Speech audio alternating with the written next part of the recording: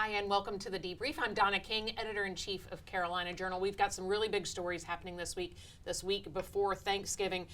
Packed lineup. Joining this week, we have Teresa Opeka, who's reporter for Carolina Journal. She's been following a lot of the stories and things that have been going on in Charlotte, some audits from the state auditor's office, and then, of course, Jeanette Doran, senior counsel for the John Locke Foundation, with a really good inside look at what the legalities are of some of these sessions that we've been hearing about from the governor's office. But first, we're going to have Nick Craig, host of Carolina Journal NewsHour, joining us from Charlotte to give us the latest on what's happening with ICE and CBP and some of the activities, immigration law enforcement activities that have been happening across the state.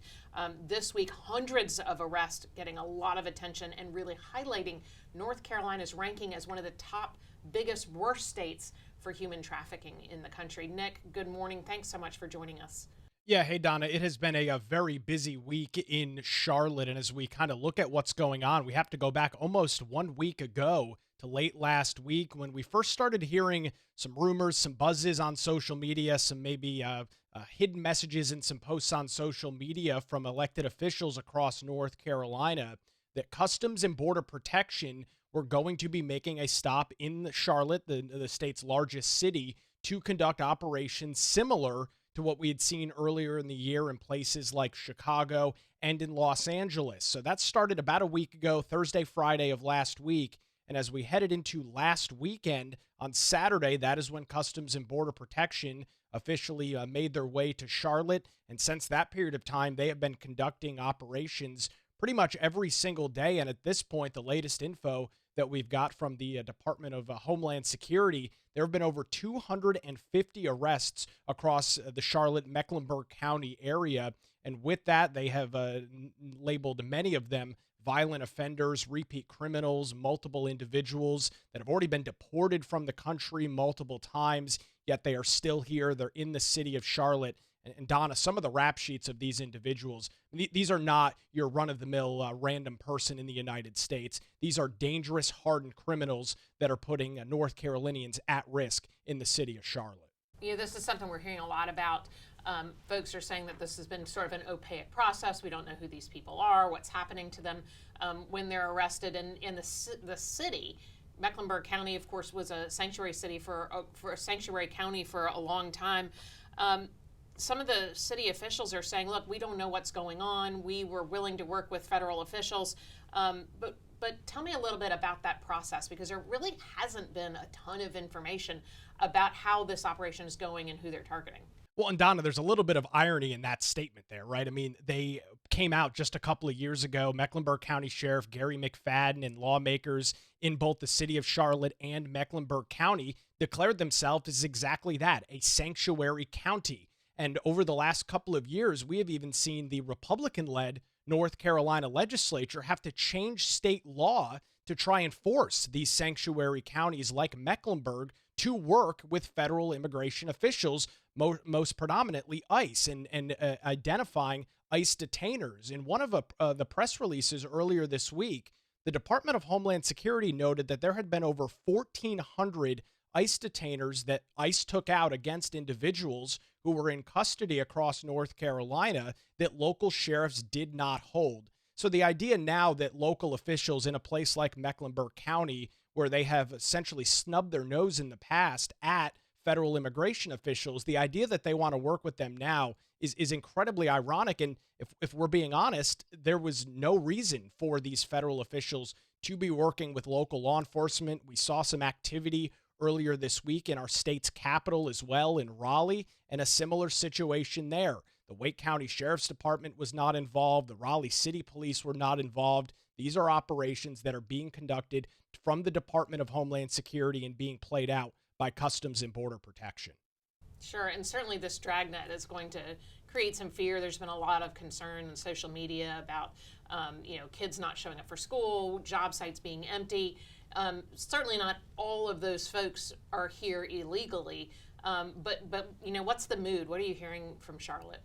Yeah, I mean, from the city of Charlotte specifically, very much of what you're just describing. Earlier this week, there were over 30,000 students that had unexcused absences as part of the Charlotte-Mecklenburg school system. So obviously a major issue there going on with the school system, and similar to what we've seen in other places across the country where Customs and Border Protection or ICE have carried out similar operations, restaurants being closed, other, as you noted, construction sites and other facilities being closed as well. And one of the things that I think is causing some of this level of uncertainty is we don't really know exactly how long federal officials will be in the city of Charlotte. Rumors on social media, and again, reading kind of between the lines in some statements, make it seem like it's not going to be long term, maybe a week or so, but there's really no concrete evidence backing that up. So the operations do continue as of right now, and I imagine we won't know that they're over until the Department of Homeland Security or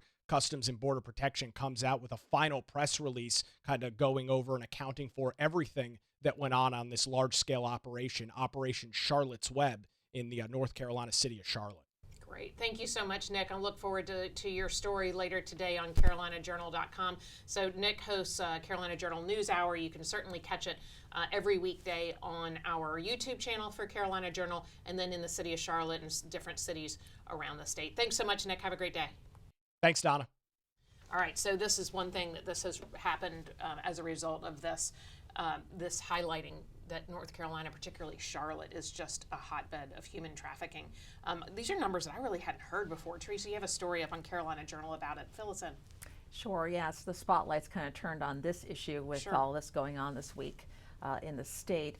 Actually going a little broader for the whole state, there is the National Human Trafficking Hotline, came up with some numbers from last year. 301 cases across the state in human trafficking, and they broke that down. We have that in our report on our website. But also, as you mentioned about the Charlotte metro area, there's Charlotte Metro Human Trafficking Report for last year. There were 106 minors, which is very disturbing, 98% female, again, and 48% of those 15 and younger. Wow. Very, very disturbing statistics about that. Just in Charlotte? Just in Charlotte alone. And as you mentioned, why it's become like a hub, sometimes traffickers start in like Florida and take them all the way up through Charlotte on the interstate system. You have Interstate 77 and 85 running through there. They might stay there for a little bit in a safe house and then take them further along throughout the whole country, maybe New York, Houston, different cities, things of that nature. Also, there's prevalence of gangs in that area. I know there was one report from Homeland Security. They said they did arrest at least one gang member in this operation this week. You've got all that also around the state, cheaper labor, agriculture, different service positions. They're all linking all of that to maybe this networking. And also Federation for American Immigration Reform, their report last year, there's 689,500 illegal immigrants in North Carolina. Not saying they're all bad, but some of them I'm sure are in there, but the ones that they're being arrested, the criminals, that's up from 488,000 in 2023. Wow, that's a huge increase. It's a huge increase, so that number has jumped. So yeah, this is taking another look at the issue of human trafficking. It just seems like it's getting worse. We also have tips on our website for like children and parents, what they should be aware of, because they go online and build that sense of trust with kids. They call it digital grooming. So it's a very thorough article to go through, a lot of good points. But yeah, I just wanted to shed a light on the human trafficking situation in the state. Let's talk about those tips, because that's the digital grooming issue we're hearing is increasing, and kids are spending more time online. What should parents be watchful for in this situation? So they say they check the apps that they're on, and they kind of like they're maybe playing games, maybe they're on a dating app at this point. You really truly don't know. They really should have some parental controls on that, and really don't accuse your kids, but talk to them. Say, well, who are you talking with? It's better to actually converse online with people that you know that you don't know. That was another tip that they had. We have in our article, versus like finding a stranger online you're connecting with and they're being all, I'm going to flatter you and say you're wonderful and great, develop this level of trust, move it offline, and then they meet in person and then they disappear. So yeah, those are some of the tips they have. Right. What are your thoughts on this? We've all been following this just as residents in North Carolina, not necessarily even, your role as an attorney or with the John Locke Foundation. What are your thoughts as you've been watching this unfold? It's been really eye-opening to read reports from Teresa, who's done some exceptional coverage on things like the scale of human trafficking. And as a mother of two daughters, I worry very much about that. And I think that is a growing area of concern as we learn more and more about just how common this is. This isn't, a Liam Neeson movie. This happens in real life. Every day, yeah, it does. It does. I read a report somewhere that there's potentially more people in slavery today than in the United States than there were before the Civil War. So that's something that we really got to be thinking about as we're watching all this unfold and certainly looking for information. Right. It has been kind of an opaque operation, and information is expected to come out soon after once this process is through. Yeah, and like they say, it could be somebody next door, it could be a coach that was Right. mentioning the story, a boyfriend, people you don't suspect too. It's not just people Right. who are coming in here, No, it's of also there's course. a flip side to that as well. Right, Yeah. right. All right. Well, yeah, we'll be watching this really closely, and you can follow the latest on CarolinaJournal.com as this comes out, and as much information as we get, we will get it right to you. We're going to move on actually now to emergency sessions at the General Assembly. This is something that also has been brewing a while. Lots of political back and forth. These emergency sessions were originally intended for immediate crisis, hurricane, whatever, maybe even a pandemic, although it wasn't. Give us some of the legalese for this, not just political maneuvering, because it feels like that's how it's being used. Jeanette, tell me what you think about this, because the backstory is Governor Josh Stein, if you're not familiar, tried to call an emergency session of the state legislature, and they said, no, we will sit right where we are. Tell me what happened, and what do you think? Well, so Governor Stein issued this proclamation, Sure. and the Constitution gives the governor the authority to call a special session, an extra session Right. of the legislature under extraordinary circumstances.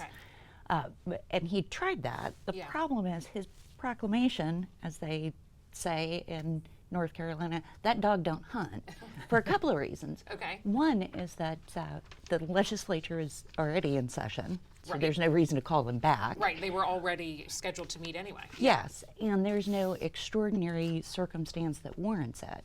And, pulling out my trusty pocket copy of the Constitution, I'd like to, if I may, read that. Please. So the Constitution states the governor may, on extraordinary occasions, by and with the advice of the Council of State, convene the General Assembly in extra session by his proclamation, stating therein the purpose or purposes for which they are thus convened. Well, in his proclamation, the governor said, I gave the Council of State the heads up that I was doing this. Okay. I don't think that's really what was contemplated. It shouldn't Right. be just a drive-by, hey guys, gals, Guess what I'm doing, doing yeah. this. The idea when we included this provision in the Constitution was that it would only be used for extraordinary circumstances, like floods, like wildfires, like hurricanes, only when the legislature was not already in session, which again, they're in session, Sure. and with the by and with the advice of the Council of State. Not just a heads up, and it seems like that's all Right. Governor Stein did, Right. and it amounts to nothing but political theater, because the extraordinary circumstance that he cites in his proclamation was the need for the rebase. Right, And- Medicaid and- rebates, sure. Yes, and budget disputes. Well, I'm not saying it's not important, because Right. it's certainly, either side of the issue, it's a significant issue. Sure. But it's not extraordinary. This is a standard machination of the political process, where the chambers disagree with each other or agree with each other. They agree or disagree with the governor. There is supposed to be this working out of the arguments Sure. and the respective positions of all those involved. That isn't extraordinary. That's the job. Sure, sure. That's fundamentally what they're about.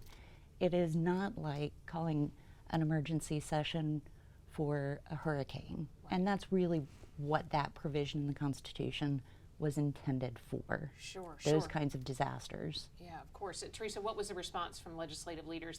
He asked for them, or I guess demanded, that they return on Wednesday of this week, Tuesday, Wednesday of this week. What was their response? Well, I think basically you alluded to it already. Sure. They're like, no, that's okay. I mean, we're going to be talking about this a little bit further about another audit that came out about Health and Human Services, Right. who has the effectively they take care of the Medicaid rebase distribution of the funds. They said no, that it's not necessary because they already funded the Medicaid rebase. They already have the money through April of 2026. And DHHS took $100 million for administrative purposes already. So basically, it's their fault. There's no crisis right now. We already gave you $600 million. You're fine until April. That's Right. basically what they said. Interesting. Yeah. Do you think that Governor Stein has jumped the shark on this one? Because Cooper was kind of a political master at that kind of thing, just getting in there and needling them and drawing out the worst of some of these lawmakers. I don't know that this is Stein's game. What do you think? I would agree with you. I don't think this is his particular forte in the same way Right. it was for Governor Cooper. Right. And I also think, the speaker and the pro tem, they were just having none of that. They were like, oh, Sure. move along. Right. Very interesting. All right. So what does this mean now? I think that means that they're now coming back in December. I mean, I wonder how many policy priorities didn't make the cut for November because they were like, we are not going anywhere now Right. because they were going to be coming in anyway. Right. Right. Right. Yeah. Yeah. What do you think? I think there are a lot of variables. Sure. And I hate to predict what any political operator Right. would do, but I don't think that Stein has moved the needle in the direction he wanted to move That's it. what it sounds like. That's what it sounds like. So right now you can check out at ncleg.gov if you want to see where they're coming. Committee meetings are still happening, so the legislature is still in session. They are not coming back at the moment, I think partly because of this, to deal with the Medicaid rebase, but they are expected to come back in December to deal with some of this. But the funding is available, like Teresa said, through spring, I believe. April. Yeah. Through April. Yeah. April. So Medicaid rebase money is available through April. There are some legislative or some administrative strings that the governor's office can pull to make sure that those things are funded. So I expect that this will be dealt with pretty shortly, but you can check carolinajournal.com for any updates. Before we move on, Jeanette, do you think that this could force the emergency order to come back, could end up being a political catch-all? I mean, that seems risky. I think it's very risky. Okay. I also think there are practical risks Okay. with it, in that I think the governor is devaluing Interesting. Okay. the integrity of the office. Sure. Because if he's going to call ordinary political processes and debates extraordinary, Right. then calling an extraordinary session for things like a hurricane, it loses the urgency, Interesting. it loses the impact. Okay. And I think it just makes it easier for the legislature and for the public at large Right. to kind of sideline Yeah. the governor's views of what constitutes extraordinary or emergency. Interesting. And that is a disservice to everyone. Yeah, absolutely. All right. Well, let's talk also about a little disservice. We've been talking about audits. The state auditor's office, if you've been following this process in North Carolina politics, state auditor's office has been running full steam ahead, hiring lots of staff, churning out some audits of some of the state government processes and agencies that have been really frustrating for a lot of North Carolinians. Two big ones out this week, right? What do you want to start with? First, billions in federal COVID money, we all have big Right. questions about that, are sitting unspent, and there's some deadlines coming on whether that they need or they got to send it back to the federal government. And I know a lot of budget hawks are saying send it back, we need it. But what is the state government doing with that? And then North Carolina Department of Health and Human Services apparently generated $386 million in vacant positions. You want to start with that? I'm really curious. I don't totally understand. They got the money in and then didn't hire anybody? Right. So yeah, it's kind of piggybacking on what we were Sure. just talking about a little bit. So yeah, they got over $386 million for vacant positions, and it basically they call it a lapsed salary fund. Okay. It's budgeted money for positions and benefits, and they can actually use that for other expenditures while they're waiting to fill vacant positions. But this is what State Auditor Dave Bolick found. Actually, it was the first of his report from the DAVE Act that was created in the state legislature, which that refers to, let me get it right, Division of Accountability, Value, and Efficiency. Okay. Otherwise Kind known of like as our DAVE. Doge. It's like our state level Doge. Yes. Okay. Yeah. Got it. No, it's just a coincidence. It's named Dave, right? Okay. But yeah, that's what that is used for. They can use that money. And what he said basically is auditors take a look at this, and they said from September of 2025 through June of 2026, the Health and Human Services Department could generate also as much as $210 million in lapsed salary funds. And this past September alone at $23.3 million. So he's giving additional figures with this. In addition, the agency never posted or advertised 340 positions. That's from August of 24 to August of 25. Never even posted them? No, never Really? posted them.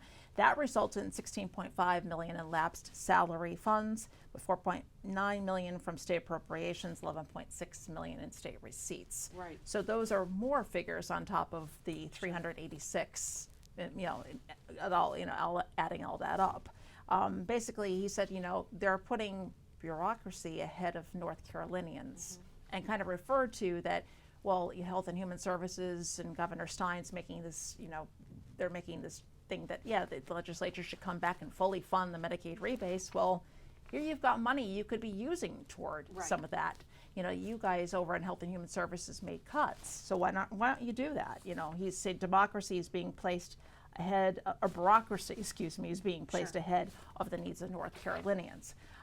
So basically where we're just talking about DHHS officials in general, Josh Stein called, they wanted the General Assembly to come back, even though they've been in session to fund this. Right. And Senate Leader Phil Berger and House Speaker Destin Hall said, no, we're not going to do that, as we've been discussing. So you already have the money, and you took $100 million for administrative purposes, but DHHS hit back. They did send us a response because in the report they said, they didn't give any contradictory information, but they basically said, well, this wasn't a full-scale audit. You really didn't ask every question of us that you needed to, and you didn't answer all our questions, is basically what DHHS told us. They said basically the Medicaid rebate shortfall is a result of the North Carolina General Assembly not fully funding it. And they also said, the audit or the report gave a lot of misleading information. The analysis of the lapsed salaries omits pertinent information about how lapsed salaries work and restrictions on its use. That's basically saying, they didn't go through the whole thing properly. So they're saying they can't take it out of one pot and put it towards something else. Correct. And they also said the auditor's office didn't disclose methodology and how they came to that figure of that over 300 million, or 300 so they're saying million. DHHS is saying it's a bad audit. Correct. Yeah, and one of the questions they didn't answer, the auditor's office didn't answer, was the reasons for not posting certain positions, because some of them are being abolished. So that was one of the questions that was never answered by State Auditor Dave Bollick's office. So yeah, they said basically that report was misleading. They didn't really fully ask or answer all the questions they had. Sure. So, it does highlight, though, that this is a complex beast. Like, managing the largest, it's got to be one of the largest state agencies in North Carolina, maybe Department of Ed. But do you think that the auditor's office is going to continue digging into this and making recommendations? Is this a preliminary release? I think it is a preliminary release because he's calling it a report, not so much as a full-scale audit. So I think from what we've been seeing about Auditor Bollick, I think he is going to continue to dig in. He's been doing this throughout every single agency. We also had, he released a report on NCOR, Office of Recovery and Resiliency, for Hurricanes Florence and Matthew. They had a subcommittee hearing today in Greenville. So I think he's going to be digging in further to all of these state agencies. One point in his report, he said this agency had the most for this, the lapsed salaries. They're the ones most, he didn't say misusing, but not, using the funds for what they should have been used for. So I know you haven't had a chance to really dig through the information, but tell me what you learned in the NCOR hearing. We were just listening to it. You were just covering it on our way in here. NCOR is the North Carolina Office of Resilience and Recovery, set up by Governor Cooper to deal with Matthew and Florence, which just poor management all across the board. Tell me what happened. Yeah, I think basically he said it's a statistical nightmare. In other words, is basically what Auditor Bollick called it during his press conference yesterday and also during the hearing today.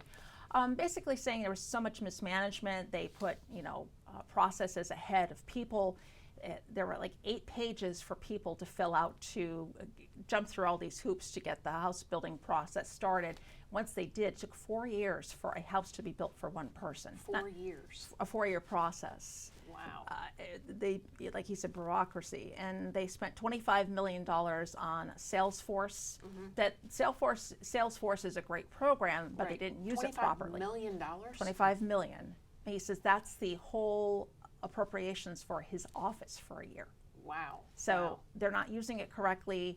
All this money, the mismanagement of money, they could have built so many more houses with it. So they took a look at that, and I guess they're still looking at it. He did stress that Prior Gibson, who has now taken over, is doing a better job. That's they have had a turnaround, but they were supposed to complete every house by the end of this year. It looks like there's still going to be a number of families who will not have a house completed. This is not from Helene. No. This is Hurricanes Florence and Matthews. In 2018, nearly a decade ago. Decade ago.